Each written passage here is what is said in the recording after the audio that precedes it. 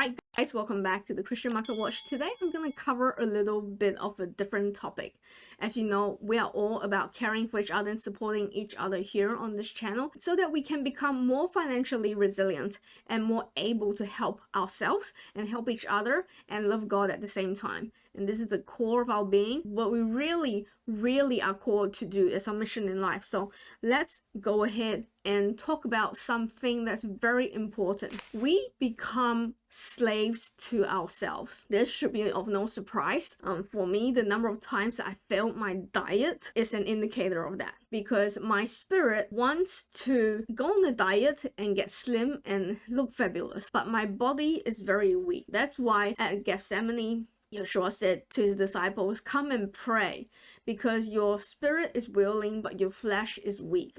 And this is a very key value that Yeshua taught us. And the way to overcome your fleshly weaknesses is through prayer. I think most people have no idea how powerful prayer really is. Just amazing. And what we need to recognize is that we are a spiritual being in a body, and the body is like a machine. It's an organic one, but it's a machine nonetheless that we operate and control. This is a tent, as Peter puts it, and God also says he put on flesh, like a garment. This is how Yeshua would describe it. And we each are an operator of a machine. This concept really hit me when I was listening to Rabbi Daniel Lapin in his audiobook, Thou Shalt Prosper. He said the Jews don't pretend that they're one being that's entirely consistent with each other.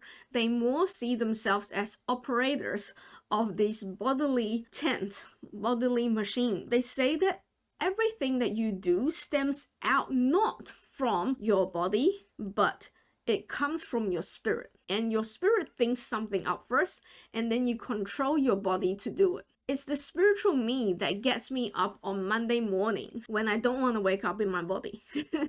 It's the spiritual me that exercises self-control when I'm in a diet and then I take this chocolate and then I'm like, oh, I really should not have this, and I put it back in the pantry and close it. It is also the spiritual me then that sees all of these economic and financial signals in the world and realize that, oh my gosh, something is super wrong about the whole system and about everything that will be coming and happening to us. And that's the spiritual me that takes heed and causes my body to go ahead to the shops and lug back home 10 kgs of rice or buy this little torchlight here. It hit me that the spiritual me should be the more stronger one out of the spiritual me and the bodily me. But unfortunately, the way that the media portrays ourselves, they always say lose control. And what they're really saying is, don't let your spiritual me be in control. Let your bodily machine overtake its host. Hear that? Let your bodily machine overtake what is meant to master it. Because when you're living the spiritual life aligned to God and His holiness, you'll realize that you have a lot of power. And the media doesn't want you to be strong. They want to keep you as slaves to the system. And that's why they come up with all these things to encourage you to give up this very first control you ever have of your own life, which is your own self.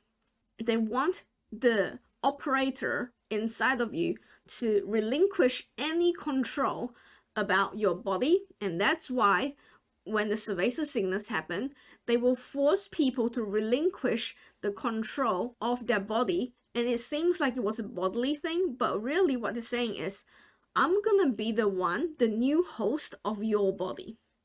Can you understand why now some of us do not agree with letting people tell us what to do with our bodies?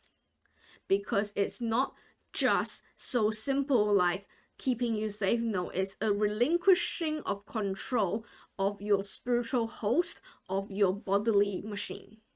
And this is the first and foremost asset. It is the only asset for some people, and it is the only asset that is going to be used to generate other assets. Get that right. So when your spiritual paradigm is stronger, and when you believe that the spiritual things that you cannot see, that's why Christians, we walk by faith and not by sight. What they're really trying to say is you need to walk in a spiritual paradigm to understand the reality of this host that is yourself and control the body that has been graciously given to you as a partner, which is also you, right? So, and work together to create good. Luke 1 puts it really clearly in this perspective by Zechariah the priest. And in his prophecy about the Messiah, he basically outlines that when we perfect our morality in order to affect and align this morality towards Yeshua and Adonai God, then we end up with deliverance and salvation and redemption from sin and the eventual end of this world, and we end up being saved from our enemies. This is a political thing. This is a government thing. This is a system that you're controlled under thing. He said, "Blessed be the God of Israel, for he has visited and redeemed his people, and has raised up a horn of salvation for us in the house of his servant David, as he spoke by the mouth of his holy prophets of old, that we should be saved from our enemies and from the hand of all who hate us." And that is so true for us today, isn't it? That is so true for us. And to show mercy promised to our fathers, and to remember his holy covenant, which has laws that we have to abide by and blessings when we enjoy it. And that we, being delivered from the hand of enemies, might serve him without fear, in holiness and righteousness. And so he was telling John the Baptist, and also really for us nowadays, to go before the Lord and prepare his ways. And in our case, it's not his first coming, but his second coming, to give knowledge of this salvation to his people, that in the forgiveness of their sins, we will be saved from our enemies and from the hand of all who hate us. And the ones who are in darkness will be guided, and we can walk in the way of peace. This is so profound. Many times, I find it a struggle to understand morality. You know, Christians always talk about being good people. How does that even have to do with everything that I'm doing at work and stuff like that, right? But it is by being that and getting that forgiveness of our sins through Jesus and his dying on the cross, once dead, now forever resurrected and lives, blessed be the Lord. It's through this and having our sins being forgiven that we will be saved from our enemies and from the hand of all who hate us by the same God, the same Jesus, Yeshua, that died for us on the cross and keeps his promises. You see, believers, when our spiritual selves are strong and we obey that, and when we really keep to that, we are spiritually so strong, and we have such full control of our bodies as the very first asset that we can then use to avoid many disasters. We can save ourselves in this life and be completely redeemed and saved out of our enemies' hands forever, eternal. We will not end up in the same place that those evil tyrants will end up, because we have been saved from our sin, and they have a sure ending into a bottomless pit. And so I hope that we really take good care of our spiritual well-being and now realize from this perspective what the spiritual self really is. It is the master of this machine of a body, and the reality that it lives in, the one that is unseen, is actually more real than the reality that you can see and touch right here, because that belongs to the same paradigm as your body. It's one class lower. And so if you're complacent, it's basically because your spiritual self is super weak.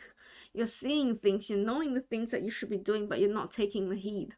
And so if you're suffering from spiritual weakness, I would highly urge and encourage you, first of all, to kneel down and pray and tell God, please let me not embarrass myself before you. But secondly, go ahead to the gym, like go to the spiritual gym and exercise yourself out. And you can do that by constantly exercising the awareness that you are a spiritual self controlling a machine. And you know the spiritual self is supposed to win. Just knowing that you'll see that this will become very amazing for you, and you will eventually be able to master yourself with the grace of God. Share this with someone who needs it. I'll see you in the next video.